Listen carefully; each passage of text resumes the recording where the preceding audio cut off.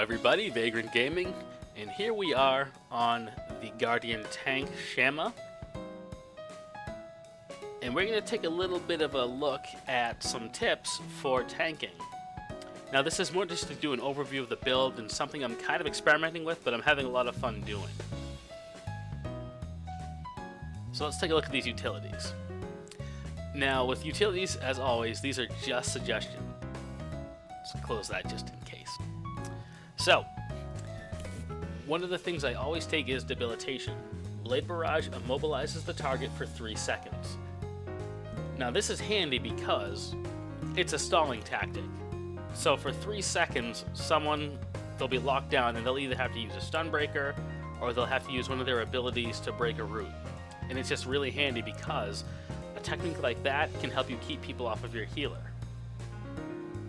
I've been taking Second Wind. I've been using this one for a while just because you're gonna get stunned, it's going to happen, and why not get a little bit of a heal out of it. Now there's other stuff you could use. This is just a personal preference because I like to have that little bit of a heal just into the mix. It's just what works for me.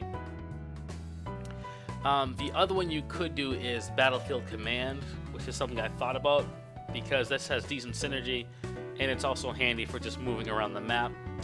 Getting attacked reduces the active cooldown of Force Leap by 1 second. This effect cannot occur more than once every 1.5 seconds. So that's just some stuff for the first tier. Tier 2, Guardianship. Challenging Call protects all allies within range, excluding yourself, granting Guardianship, which absorbs a moderate amount of damage, lasts 10 seconds. So this is just another tool to help you mitigate damage from your team, which is the main priority. Unremitting. This is one of those tools that, whether I'm playing a tank or a DPS, I always take this. Force Leap grants Unremitting, granting immunity to movement impairing effects and effects that push or pull you around for 4 seconds. And the main reason why I always take this is because Hutball.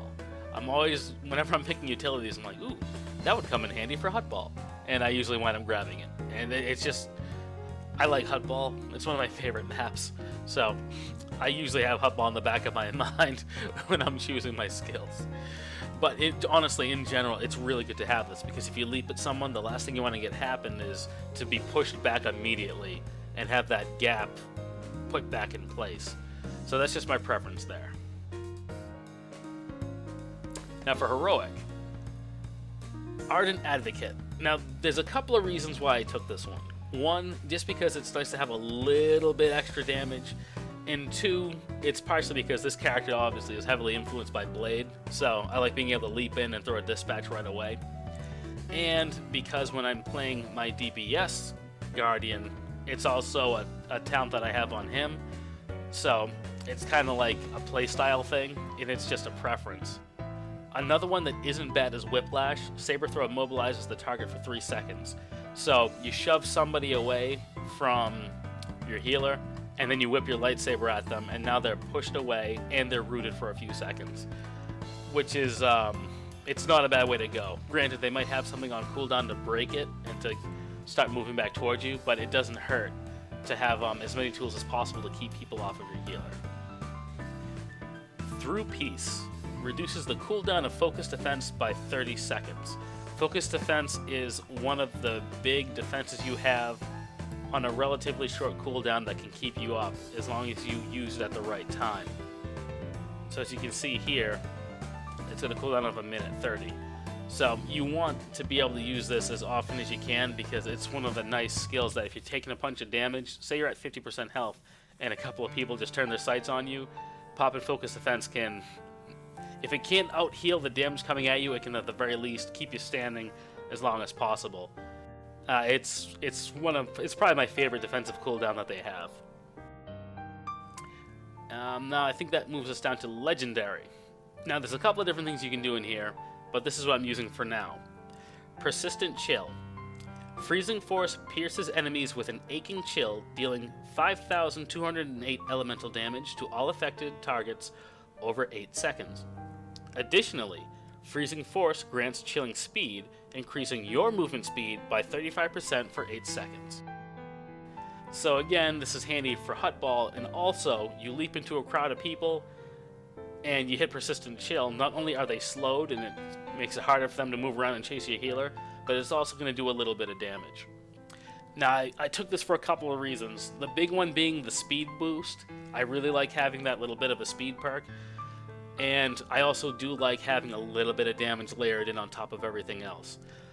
Also, because I was taking some tips from my buddy Zelthon, who has a really cool channel. You should check him out for Guardian and Sentinel PvP. He's really good. It's something that I do on my Guardian DPS, and it's just a bit of synergy in regards to playstyle, which is why I prefer it. Last one, Daunting Presence. Force Leap finishes the cooldown on Force Kick. In addition, Saber Reflect lasts 2 seconds longer, and if Terrestrial Form is being utilized, generates a high amount of threat on all engaged enemies within 30 meters when activated. That last pit is for PvE, which is something I don't usually think about that much when I'm putting a build together. But I do like Force Leap finishing the cooldown on Force Kick. What I'll do sometimes, especially like in an arena, I'll either get in range for a leap, or sometimes I'll use Blade Blitz. Hang on a second, am I messing my names up? Ooh, I got it right. Awesome. I'll use Blade Blitz once I see a healer casting something, and then I'll leap back at them, canceling it, and then if they try to cast something else, my cooldown on my interrupt just got reset, and I'll interrupt that. It's basically, I use this to pressure enemy healers, because what I wind up doing sometimes is I'll guard whoever needs the guard, and then I'll just start pumping damage out on the healer. It's not going to be enough to really do anything, but it's just a little bit of pressure so that if he's ignoring me and healing someone else, eventually I'll have enough damage on him where he's going to start to heal himself. Now, one of the weaknesses in this build is there's nothing to break roots. So, Cut Loose, if it's your playstyle, Cut Loose is good. Blade Blitz can be used while immobilized, purges movement impairing effects when activated, and deals 50% more damage. Additionally, the cooldown of Blade Blitz is reduced by 10 seconds, so you can use it more often and you'll break roots. And then back up here, Focused Freedom, activating combat focus, purges movement impairing effects, and increases your movement speed by 50% for 6 seconds, which is pretty good. The only thing with Focused Freedom is, I usually wind up wait, hang on a second. Haha! Okay. I got my names mixed up. I don't use combat focus very often. What usually winds up happening is I'm running around somewhere out of combat and I want to go a little bit faster. I'll pop Focus Freedom and then I'll use... Boom. I'll take advantage of Freezing Force to give me a bit of a speed boost. So it's preference. I mean, I really hate to go without unremitting, so I might mess around with giving up guardianship, although I'm not totally positive. I mean, this is just what I'm doing for now as an experiment, and so far I'm enjoying it. It's fun. The downside is I get rooted and I gotta wait until either someone hits me or it expires. But even with that, it's rarely been a problem. The only time it would be an issue is like if I'm running the ball in hut ball, but usually I'm coordinating with my team. If I get rooted, there's usually someone to pass it to, or I can pop some other defenses to wait it out. So this is pretty much what I've got for utilities, and I'm gonna see if I can load up Swtor Caster, and let's see if we can go over a little bit of priorities as far as your abilities go. Okay, so what I normally do from ranged is I start with Saber Throw. After that I leap in. Get your dispatch there. Next, Warding Strike.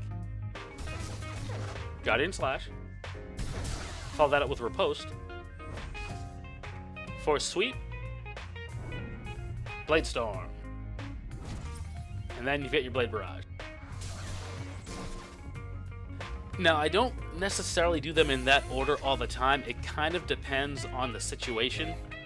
The reason for that is, if there's a big group of people, sometimes I'll just leap in and I'll hit Chilling Scream.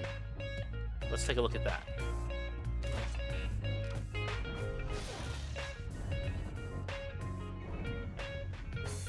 So sometimes I'll just do the AoE route, and then I'll follow that up with the Blade Storm. Did I mess the names up? I mess up names all the time, so if you hear me say something that doesn't sound right, hopefully you'll be able to catch up. Anyway, if I'm leaping at a single target, sometimes I'll leap in and I'll go for the Blade Barrage just to hold them in place because of that nice root. But that's pretty much usually what I'm doing. Now, the nice thing about Warting Strike is it increases your damage reduction. And the nice thing about Guardian Slash is it's like it can be like this nice AoE. I'm actually going to open the tooltips up here real quick. It's sometimes players level up and they don't read this stuff too carefully, and even for me, I've been playing the game a long time. Every now and then I like to open it up and reread the tooltips to make sure I'm not missing anything.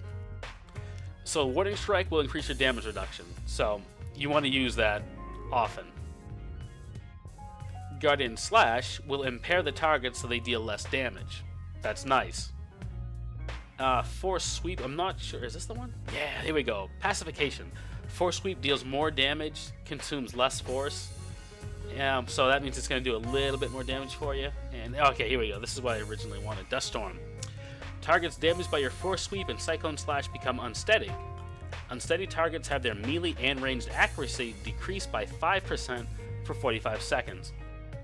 Basically what that means is the white damage that they do, the attacks they do that deal white damage will be slightly more likely to miss.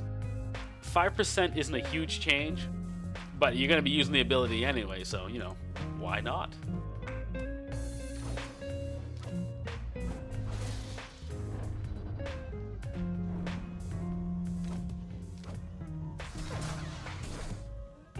There. So, like, again, and what I like about it, I really like that Chilling Force ability. Because I love how it applies that slow to him. I wish combat doesn't always work with these training dummies. Sometimes it just ends. But regardless of which, all of these abilities do something for either your defense or debuffing your enemies. For example, I think Riposte. Hang on, let me open that up. There we are. Lunge. Riposte consumes 1 less force. It's no longer on the global cooldown. In addition, melee and ranged defense is increased by 3%. So that's something that sometimes gets forgotten about as far as the global cooldown. If you watch it, it's that little bar that goes down. I can't do anything and that bar is done, except for Riposte when it's off the global cooldown. So I can hit these two hotkeys almost simultaneously. So let's see if we can watch that in real time.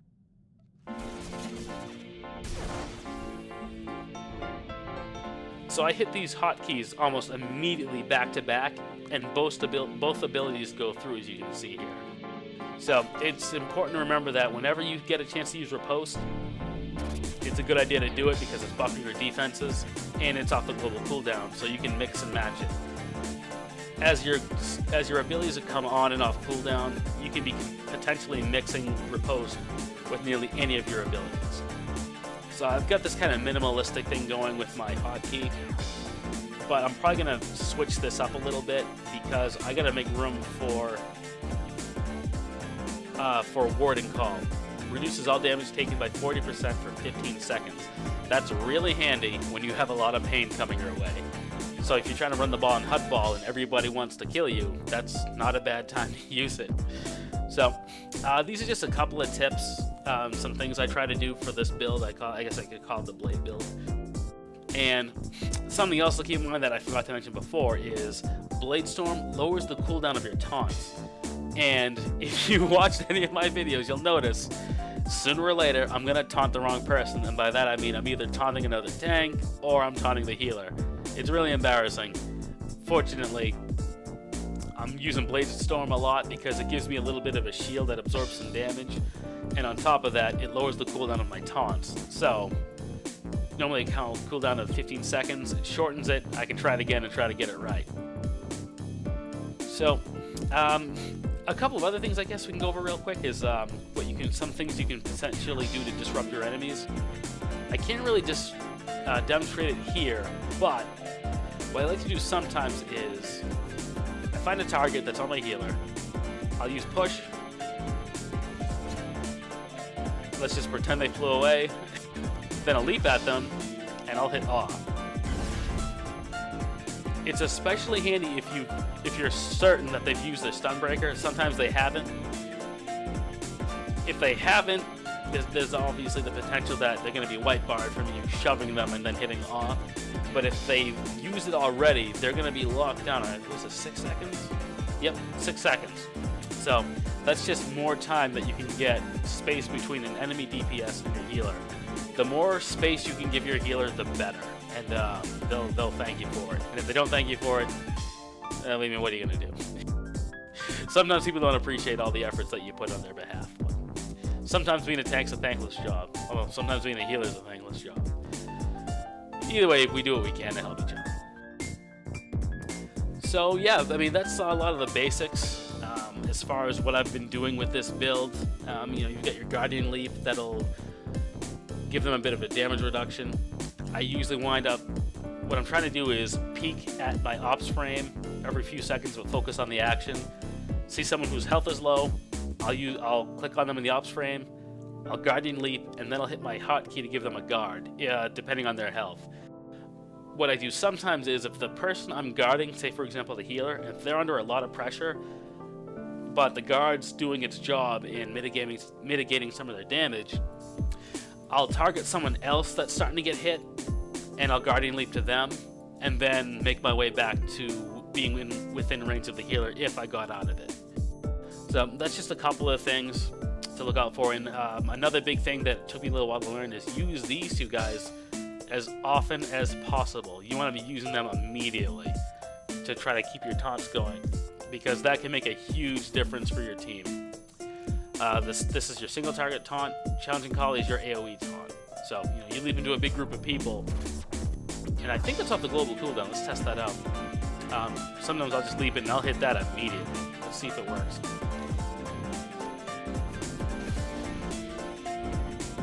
So maybe not exactly off the global cooldown, but either way, it's not very difficult to slip it in. Like anytime you're in a big group of people, like 2 or more, that's your go-to. So I hope this is helpful to some of you guys that are getting a feel for tanking. But honestly, in my experience, a big part of it is learning by doing. I mean, you got to get in those war zones and get the practice. Like practicing guard swapping is something I'm still getting a hang on. It's just one of those things. The amount of practice I get on a tank varies on the needs of my guild when we're grouping up. If we've got a healer, I'll be like, all right, yeah, let me get a tank, and I'll do my best. But unfortunately, some of the guys that recently started playing more actively with us are really good tanks. So I'm actually not as in demand as a tank as I was, say, and that might have been a year ago at this point, when I was tanking almost exclusively to keep our healers covered. So if you have any questions, comments, and concerns, feel free to hit me up in the comment section. Hope this was helpful to some of you guys. Feel free to rate, comment, and subscribe, and I'll catch you guys next time.